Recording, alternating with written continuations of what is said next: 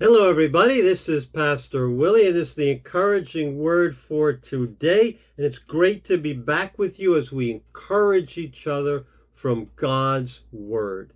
And today I want to teach you a four-letter word. It's a four-letter word that's found in the Bible. And in fact, it's the key word in Psalm number 51. Remember, Psalm 51 was written by King David after he committed a horrible series of sins: adultery, murder, lying, covering his tracks. But finally, he came to the point of confession.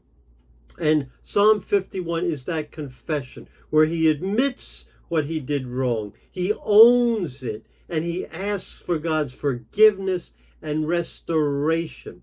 That brings us to the four-letter word I want to teach you today. Listen to Psalm 51, verse 13. David says this: "Then I will teach transgressors your ways, so that sinners will turn back to you." The word "then" is a word that has something before it and something after it.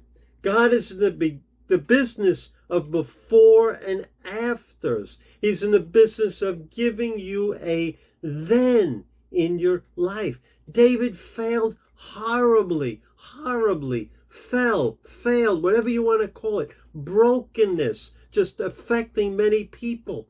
But he came to the point of confession, of admitting it, of crying out to God for forgiveness, and God forgave him. Then God gives him the then. You see, we can fail, but God will offer us a then. We can sin, but once we admit, confess, make things right, we are clear. Then we can impact others. Then we can teach others. Before this, David was a hypocrite. His words did not match his actions.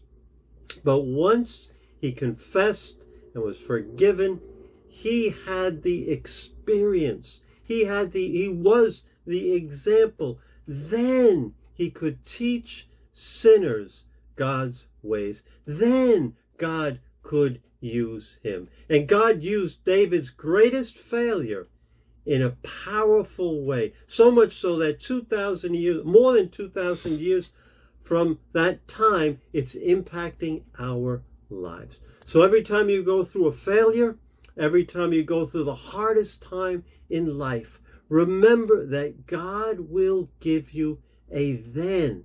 That's what Jesus is all about. Then. And that's a four-letter word we need to know. Today's challenge is to remember what God has done in your life and tell someone about it. The prayer focus is to ask God to use your struggle for his glory. And continue today meditating on Psalm 51. God bless you, and I will see you then tomorrow. Take care.